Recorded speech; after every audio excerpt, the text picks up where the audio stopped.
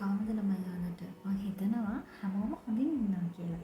ඉතින් මේ ළඟදී ජාතික පිළිකා මර්දන වැඩසටහනකට කියලා තියෙනවා වැඩිහිටියෝ අතර වගේම ළමුන් අතරත් බුදු මාර්ගය ආශ්‍රිතව මහාන්ත්‍රය ආශ්‍රිතව පිළිකා තත්ත්වයක් ඇතිවීමේ අවදානමක් වර්ධනය වෙලා තියෙනවා කියලා.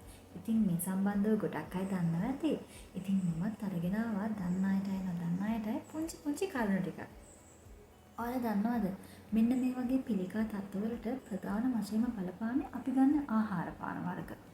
ඉතින් වර්තමානයේ වෙද්දී අපි ගන්න තන්තුමය ආහාර ප්‍රමාණය අඩු වෙලා තියෙනවා. එළවලු පළතුරු ධාන්‍ය වර්ග අපේ ආහාර වේලෙන් මගහැරිලා තියෙනවා.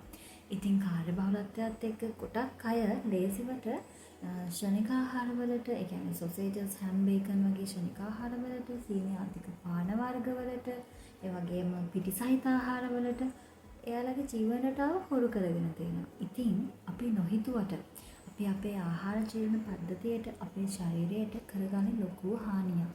මොකද අපි තන්තුමය ආහාර ගත්තී ඒවා අපේ ආහාර ජීවන පද්ධතියේ චලනය මහාන්ත්‍රය, කුඩාන්ත්‍රය වගේ බඩවැල් වල චලනයන් වර්ධනය කරනවා. ඒ වගේම තමයි මේ තන්තුමය ආහාර වලින් අපේ මහාන්ත්‍රය, කුඩාන්ත්‍රය පිරිසිදු කරනවා. හරියට බ්‍රෂ් එකකින් පිරිසිදු කරනවා වගේ. මොකද අපි සමහර ගන්න ආහාරවල විශේෂ සංයෝග ඉතුරු වෙනවා. ඉතින් මේ තන්තුමය ආහාර වලින් කරන්නේ ඒ දේවල් ඔක්කොම පිරිසිදු කරලා දාන එක. අන්න ඒ වගේම අපි ගන්නවන සීනි සහිත ආහාර අන්න ඒවා රුධිරයට අවිශෝෂණය කරගන්න ප්‍රමාණය වේගය අඩු කරනවා. මෙන්න මේ තන්තුමය ආහාරවල. ඉතින් අපිට මේ පිළිකා තත්ත්ව වලින් පරිස්සම් වෙන්න බැලගෙන ගොඩක් ලොකු දේවල් කරන්න නැහැ. වාට කරන්න තියෙන්නේ අනිවාර්යෙන් අපේ ආහාර වේලට තන්තුමය ආහාර එකතු කරගන්න ඕන. ඒ කියන්නේ එළවලු, පළතුරු, ධාන්‍ය වර්ග අනිවාර්යෙන් වැඩිපුර ගන්න ඕන. ඒ වගේම වතුර හොඳට බොන්න ඕන. වැදගත්ම දෙයක් තමයි මත්ද්‍රව්‍ය පාවිච්චි කරනවා නම් කවුරු හරි ඒක අනිවාර්යෙන් නවත්තන්න ඕන.